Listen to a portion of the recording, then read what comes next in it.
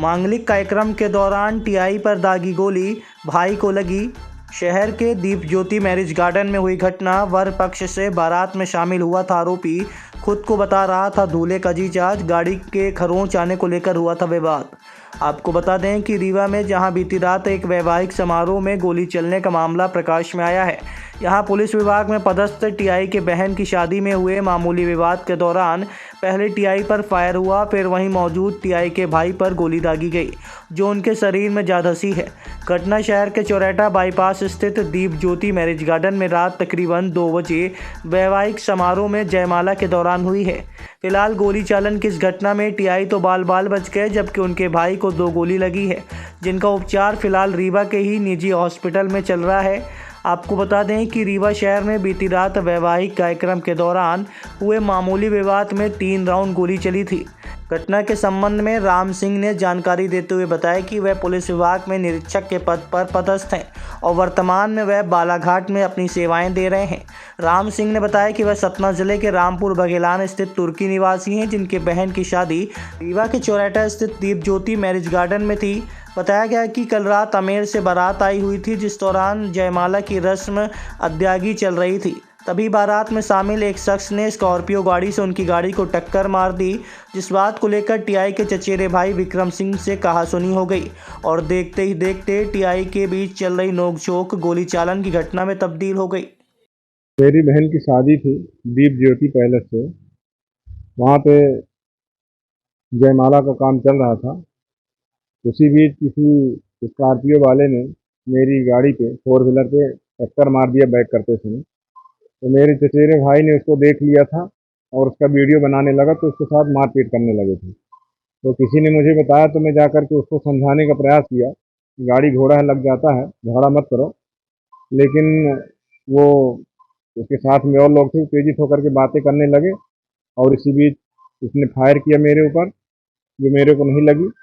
उसके बाद थोड़ा दूर जाके गाड़ी के पास से 2 फायर और किया, तो मेरे भाई को लगी उसमें 2 गोली। आपको टारगेट किस गोली मारा? पहले मुझे मारा था। आपके भाई का क्या नाम है? विक्रम सिंह। ये जो गोली मारने वाला था, ये क्या इंटरव्यू में हल्का किया गया था? ये बारात की तरफ से बोल रहा था कि मैं दूल्हे का जीजा हूँ, हरदुआ का बताया है, और दीपक सिंह नाम बता रहा था। अबेर से आए थे, सतना जिला अबेर। मैं तुर्की का रहने वाला, राम सिंह पटेल। मैं पुलिस डिपार्टमेंट में, मैं भी टीआई हूँ, बालाघाट में पदस्थ हूँ। राम सिंह पटेल। कल थाना चौराहा क्षेत्र देर रात में एक शादी समारोह था दीप ज्योति मैरिज गार्डन में, और वहाँ पे गाड़ी बैक करने पे एक गाड़ी में ठोकर लगने की बात पे विवाद हुआ था। और जहाँ पे एक यही पुलिस विभाग में बालाघाट में पदस्थ टीआई राम सिंह, तो उसके संबंधी की विवाद संबंधी के यहाँ शादी थी और वहीं पे उसी गाड़ी में ठोकर लगी थी। तो ये जो ड्राइवर था, जो गाड़ी बैक कर रहा था, उसको समझाइश देने के लिए बोला, तो उसी बात पे विवाद बढ़ गया। और जिसके बाद जो स्कॉर्पियो गाड़ी में चालक था और उसके साथ एक अन्य साथी था, उसने राम सिंह और एक अन्य पे फायर किया था, और जिसमें एक व्यक्ति जो है विक्रम सिंह, उसको गोली लगी थी। और उसको तत्काल ही पुलिस को जैसे जानकारी लगी, तत्काल पुलिस ने हॉस्पिटल वगैरह भर्ती उसमें हुआ है और अभी खतरे से बाहर है। जो प्राथमिक जानकारी मिली थी कि उसके पास एक काले रंग की स्कॉर्पियो थी, और इसके साथ साथ उसने अपना नाम दीपक सिंह और एक गांव का बताया था, लेकिन अभी तस्दीकी की गई कि वहाँ पे इस तरह के इस नाम का कोई व्यक्ति नहीं है।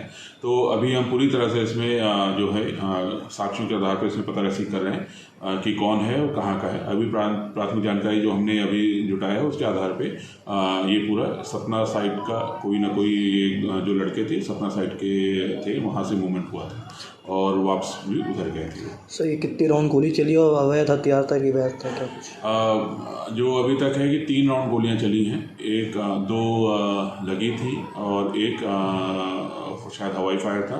और जो अभी तक हमको जानकारी या समझ में आ रहा है उसके आधार पर पता चला कि ये अवैध हथियार था उसमें। तो जिसने गोली चलाई बरात तरफ से आया था कि गलत तरफ से?